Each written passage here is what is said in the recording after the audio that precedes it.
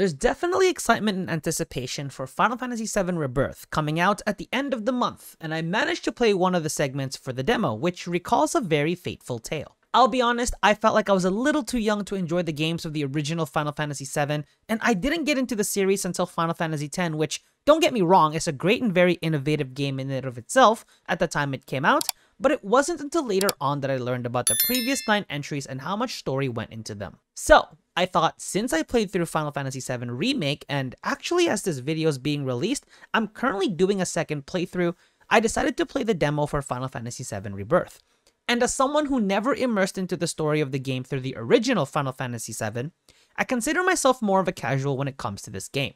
But the fact that the demo, or at least the first part of it, revolves around the story of Sephiroth's descent into madness. While I did go through this part in the original Final Fantasy VII, which happened at a much earlier timestamp than the remake, since Remake really delved into the details of the Midgar arc, gameplay, and lore-wise, I never managed to fully absorb the story as much as the demo did for me. It's not the fault of the game itself, it's just the fact that I was just too young at the time and I learned to immerse myself in storytelling through theatrics and music and ambience, as opposed to reading the dialogue and playing through the game. It was stated that a player who has never played through Final Fantasy VII before could start their journey with Rebirth and still be able to learn the lore and the story using that as their first game.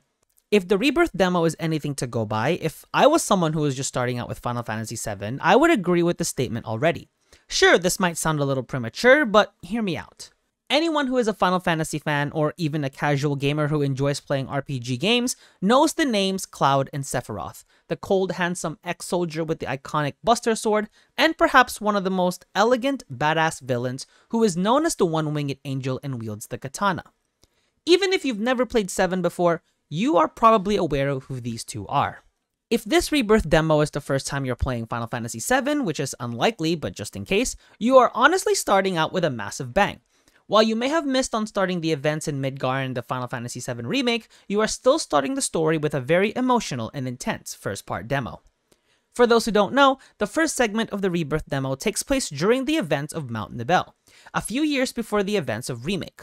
In this segment of the demo, Cloud and Sephiroth are allies, and are quite the formidable duo when seeing them fight together. They are assigned to inspect the reactor in the mountain, with a younger Tifa as a guide. Of course, many of us know about Tifa and Cloud's history, but to those who are new to the game, they would find out that the two are from the same village and are childhood friends. Most of the demo is the group climbing the mountain, introducing the player to the new combat mechanics of the game while exploring the mountain. The interesting thing about this is how Cloud spoke very highly of Sephiroth at the time, as those familiar with the story know that Cloud and just about every soldier member aspires to be like Sephiroth, a notion that Sephiroth is indifferent about. When they reach the reactor, Tifa stays outside while the duo go in to check the reactor. And here is where the major twist occurs, because when Sephiroth notices the name Jenova, and finds out that the pods in the reactor are animals and humans that have been experimented with her cells, he begins to question his origins, which led him down the path to darkness. Ever since his return, Sephiroth has done nothing but research about his origins and find out his true purpose,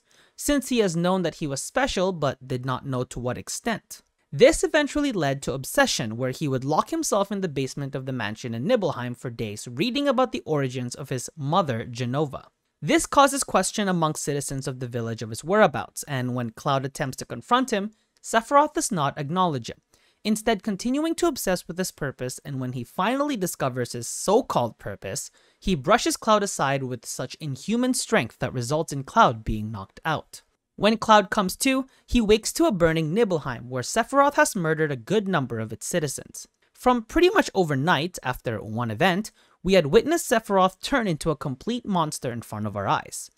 In the time span of about an hour, seeing Sephiroth transform from such a revered hero who looks out for those he is with, to a murderous monster who was obsessed with his mother, caused such a feeling in me when I witnessed this happen. For those who have played the game already, this story is nothing new, as it was featured in the original Final Fantasy VII, but are playing it through with modern graphics and storytelling elements, while those who are new to the game have just witnessed the transformation of the most iconic villain in the franchise, which personally makes me very excited and just awestruck at this when I played it. Since I just covered one part of the demo, there is another one that is coming out, which allows us to explore the world outside of Midgar.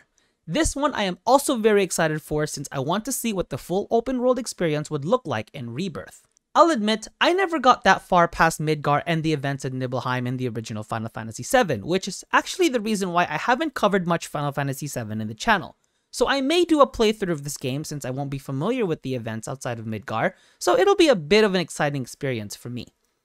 If that is something you'd like to see, leave a like on this video, as well as if you want me to cover my thoughts on the second part of the demo, and consider subscribing to the channel if you want to see more content. Other than that, this is Enzo signing out, and I will see you all in the next lore video.